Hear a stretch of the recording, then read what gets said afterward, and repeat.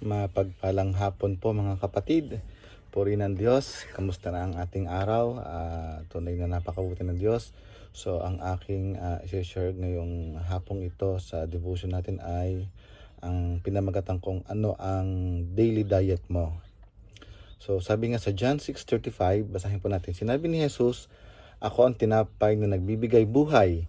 Ang lumalapit sa akin ay hindi na magugutom kailanman, at ang sumasampalataya sa akin ay hindi na mauuhaw kailanman." Amen.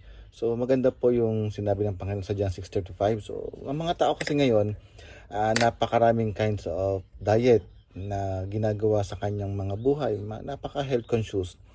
Merong mga low carb, may mga low salt, merong mga high protein, merong mga vegetarian, at ano pa bang klaseng diet? Merong intermittent fasting, merong no sugar. So being conscious of what we eat is important for our physical health. Pero kamusta naman kaya ang ating spiritual health? How do we nourish our spirit? It begins with a real relationship with God. Ayon sa French philosopher na si Blaise Pascal. Basahin ka po, sabi niya, there's a God-shaped vacuum in the heart of each man. So sabi nga dyan, ibig sabihin, hindi mabubusog ang puso natin until we fill that vacuum in our hearts with God Himself. So yung puso natin daw is a vacuum, walang laman. So hindi siya pupuno kung hindi natin pupunuin ng pupunuin through God Himself. Yun po sinasabi ni Blaise Pascal.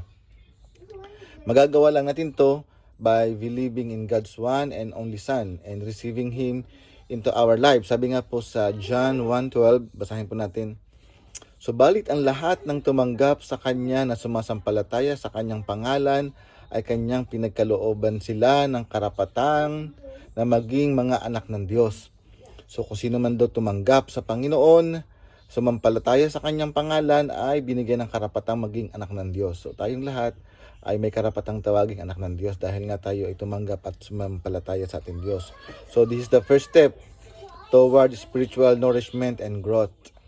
So, paanong kailangan ng mga halaman ang daily dose? So, even po yung mga halaman, kailangan nila ng sunlight, kailangan nila ng tubig para lumago. Pero ang ating spirito, ano ba ang kailangan para to lumago sa araw-araw? Ano ba ang kailangan natin pakain?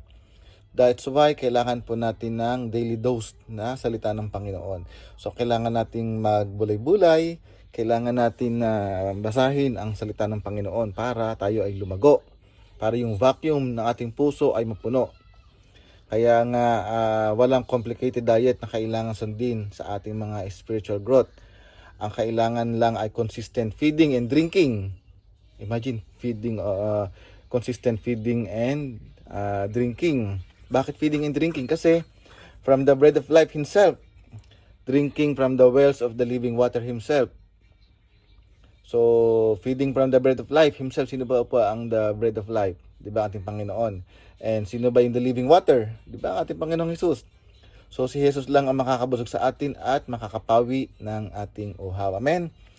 And He revealed Himself in the Bible. So, kung anong makakabusog or kung anong so kung gusto mong mabusog ka kay Jesus, basahin po natin ang Biblia. So, feed natin ang ating mga buhay, araw-araw ng salita ng Diyos. Kailangan word daily and deeply. Hindi yung mag-comply lang sa requirement, kundi we are doing that for the glory of God. So, kamusta na ba ang ating mga spiritual diet? Ano na ba ang diet mo sa espiritu mo? Ano bang ginagawa natin? If wala ka pang regular Bible reading, pwede mong simulan ang the book of John. Maganda po ang Gospel of John kasi dito pinapakita yung goodness and glory ng Panginoon. So magsimula ka sa John or gusto mo, you start from the Matthew, Mark, Luke, John para makita mo yung sequence ng mga story ni Jesus Christ. So amen, purihin pong Panginoon. So ito lang po ang aking may share sa hapong ito at pagpalain po tayo ng ating Diyos ng buhay.